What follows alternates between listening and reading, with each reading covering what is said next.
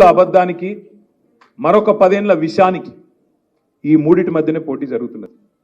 10 ఏళ్ల నిజం బీఆర్ఎస్, 10 ఏళ్ల విషం బీజేపీ, 100 రోజుల అబద్ధం కాంగ్రెస్ పార్టీ.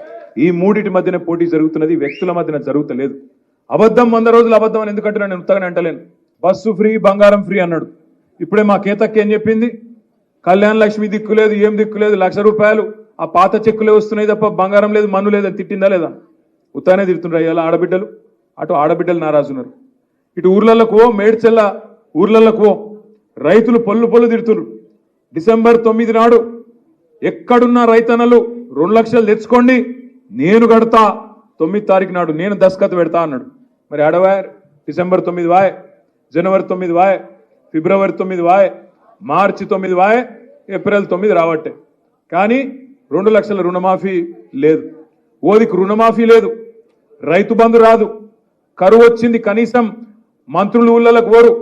అక్కడ కరువు వచ్చి రాళ్లవాన పడితే కూడా రైతులను అడిగినోడు లేడు, పట్టించుకున్నోడు లేడు. కనీసం అధికారులు పోయి